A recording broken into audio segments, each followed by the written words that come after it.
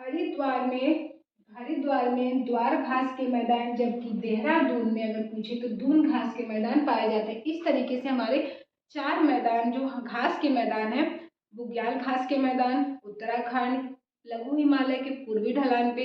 वहीं आपसे पूछे कि मर्म घास के मैदान कहाँ पाया जाता है, तो मर्म घास का मैदान जम्मू कश्मीर में, और यहाँ पे द्वार घास का मैदान हरिद्वार में तथा दून घास का मैदान देहरादून में पाया जाता है।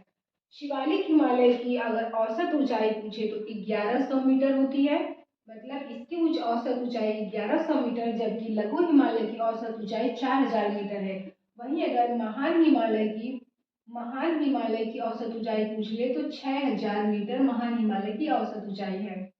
नेक्स्ट है शिवालिक हिमालय लघु हिमालय के दक्षिण में स्थित है। अभी मैंने बताया कि सबसे उत्तर में स्थित है ट्रांस हिमालय, फिर उसके नीचे है महान हिमालय, उसके नीचे है लघु हिमालय, फिर है शिवालिक हिमालय। तो ये सबसे उत्तर में है, जबकि शिवालिक हिमालय सबसे दक्षिण में स्थित है।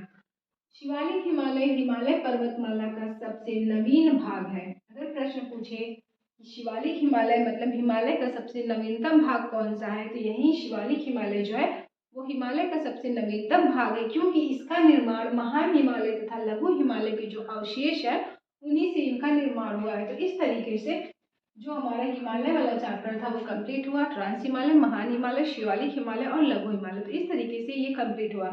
अभी हमको हिमालय में एक और टॉपिक पढ़ना है जिसका नाम है नदियों के आधार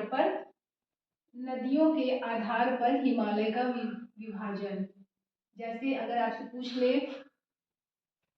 ले कि दिहांग हिमालय, नेपाल हिमालय कहाँ है, असम हिमालय में कहाँ है, असम हिमालय क्या है, तो नदियों के आधार पर हिमालय को 4 भागों में बांटा गया है। उसको भी अभी हम थोड़ी देर में देख लेते हैं, जिससे कि हमारा जो हिमालय वाला है चाहे नदी से पूछे, क्योंकि यहाँ से प्रश्न पूछता है, लेकिन अगर कुछ थोड़ा और हाई लेवल का बनाएगा पेपर तो वहाँ पे आपके नदियों के आधार पे हिमालय पूछेगा। अभी प्रीवियस ईयर पेट में जैसे 2021 में जो पेट हुआ था उसमें यही पूछा था कि नेपाल हिमालय किन 2 नदियों के मध्य है, तीस्ता हिमालय, कुमायूं हिमालय, इसी तरीके से पूछा था। तो इसलिए हमें नदियों के आधार पर भी हिमालय को पढ़ना पड़ेगा। तो चलिए उसको भी देखते हैं कि नदियों के आधार पर हिमालय का विभाजन।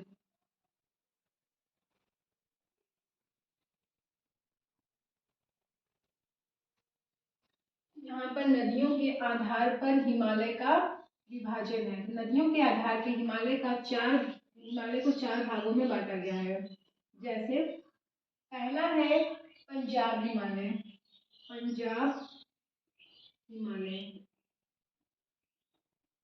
दूसरा है कुमायूं हिमालय,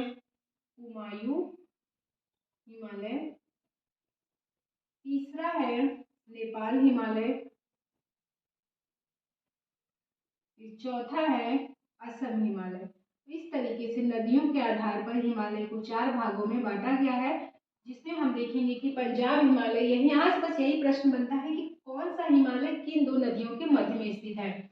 यहाँ पे हम देखेंगे कि सिंधु नदी निकलती है, सबसे पहले ऊपर की तरफ जाते हैं, इधर है लद्दाख एरिया पूरा ये, फिर जम्मू कश्मीर, हिमाचल प्रदेश, यहाँ है उत्तराखंड, फिर उत्तर प्रदेश, इधर नेपाल देश है, फिर है इधर बिहार के बगल में असम स्टार्ट होता है, फिर इधर अरुणाचल प्रदेश, नागालैंड, मणिपुर, मिजोरम, इस तरीके से पूरा एरिया है। तो ऊपर का ही मैंने पूरा बनाया हुआ है। तो इस तरीके से भारत अगर है यहाँ से अगर ऐसे भारत की स्थिति है, तो ये है तिब्बत का मानसरोवर झील,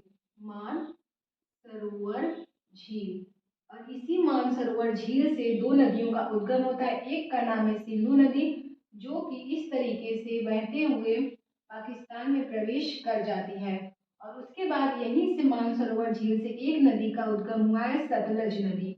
इस तरीके से सिंधु और सतलज नदी, इन सिंधु यानी कि सतलज नदी और सिंधु नदी के बीच में कौन सा हिमालय है, पंजाब हिमालय। तो यहाँ पर हो जाएगा सिंधु और सतलज। इसी तरीके से आप भी डायग्राम अपने माइंड में फिट करेंगे तो आप नहीं भूलेंगे।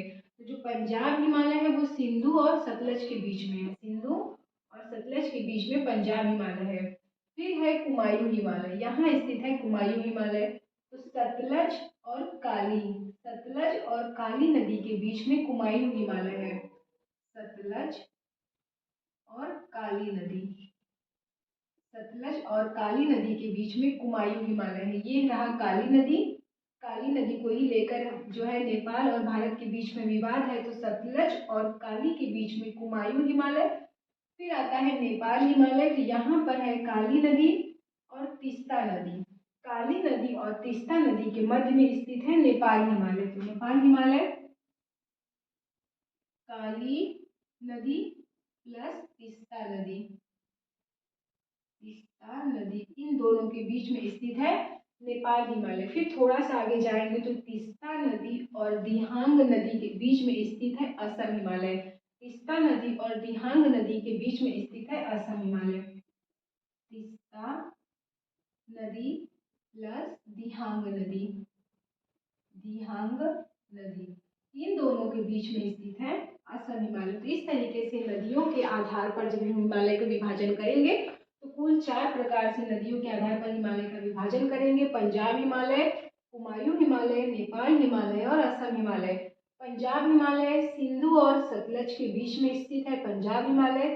सतलज और काली के बीच स्थित है कुमायूं हिमालय, जबकि काली और तीस्ता के बीच में स्थित है नेपाल हिमालय और तीस्ता नदी तथा दिहांग नदी के बीच में स्थित है असम हिमालय।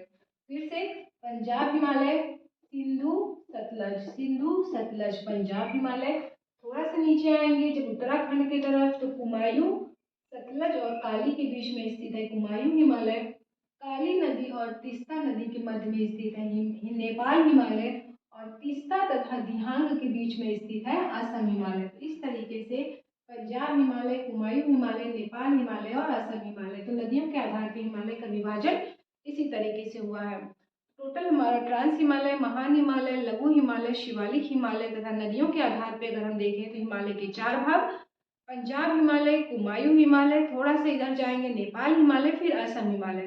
पंजाब हिमालय सिंधु सतलज, सिंधु सतलज पंजाब, सतलज और उसके बाद काली के बीच में कुमायूं हिमालय, फिर काली और तीस्ता के बीच में नेपाल हिमालय, फिर आते हैं तीस्ता और दिहांग के बीच में असम हिमालय। तो इस तरीके से 4 हैं हिमालय नदियों के आधार पे, पंजाब, कुमायूं, नेपाल तथा असम हिमालय। तो यहाँ से जो आपका हिमालय का चैप्टर है वो टोटल कंप्लीट हुआ। तो आज आपका हिमालय कंप्लीट हुआ। नेक्स्ट हम पढ़ेंगे जो मरुस्थल की ज़्यादा विशेषताएं हमारे जो है यूपी के एग्जाम के पॉइंट ऑफ व्यू से उतना इम्पोर्टेंट है नहीं, फिर भी इस एरिया का जो राजस्थान का मरुस्थल है उसको भी हम देख लेंगे, लेकिन फिर हम प्रवेश करेंगे मैदानी क्षेत्रों में। भारत के मैदानी क्षेत्रों में तो प्राकृतिक विभाजन के आधार पर मैंने आप लोगों को 6 भागों में पढ़ना बताया था, जिसमें से हमने पढ़ा था तटीय मैदान, मतलब जो भारत का तटीय है, पूर्वी तट, पश्चिमी तट, उसको। फिर जो भारत का द्वीपीय समूह है, अंडमान निकोबार, सालसेट द्वीप वगैरह जो भी थे वो भी हमने देखा। फिर उसके बाद तीसरा था प्रायद्वीपीय पठार। तो प्रायद्वीपीय पठार में मालवा का पठार, बुंदेलखंड का पठार, मेघालय का पठार, ये सब हम कंप्लीट कर चुके हैं। उसके बाद हमने देखा था कि उत्तर के पर्वतीय क्षेत्र, तो उत्तर के पर्वतीय क्षेत्र में हिमालय का विस्तार कहाँ से कहाँ था, कि कौन से हिमालय कहाँ है, नदियों के आधार पर कब है, पर्वतों के आधार पर कब है, वो हमारा कंप्लीट हो चुका है। बचा है मरुस्थल और मैदानी क्षेत्र। तो मरुस्थल छोटा सा क्लास है, उसको भी हम देख लेंगे। फिर चलेंगे भारत के मैदानी क्षेत्रों पे। मैदानी क्षेत्र में जब हम प्रवेश करेंगे तो यहाँ से फिर उत्तर प्रदेश के बारे में, मध्य प्रदेश के बारे में, राजस्थान के बारे में, मतलब उत्तर प्रदेश से जो भी रिलेटेड एरिया है, जो भी उससे सटे हुए राज्य हैं, उनको भी हम पढ़ते हुए फिर उत्तर प्रदेश में प्रवेश करेंगे। और जब यूपी में प्रवेश करेंगे तो यूपी की कौन सी झीलें हैं, कौन से बाग हैं, कौन से नेशनल पार्क हैं, कौन सा वन्य जीव अभ्यारण्य है, वहाँ के सीएम कौन है, मतलब A to Z यूपी की जानकारी लेंगे। और साथ में ही जो उसके सटे हुए जैसे मध्य प्रदेश, बिहार, झारखंड, छत्तीसगढ़, राजस्थान, फिर इधर उत्तराखंड, जो उसके सटे हुए एरिया है, दिल्ली वगैरह, उन सभी के बारे में भी हम थोड़ी थोड़ी जानकारी लेते हुए आगे बढ़ेंगे। आज के लिए सिर्फ इतना ही। मिलते हैं कल की क्लास में। कल हम देखेंगे भारत की जो मध्य में मैदानी क्षेत्र है उसको। तो आज के लिए सिर्फ इतना ही। जय हिंद, जय भारत।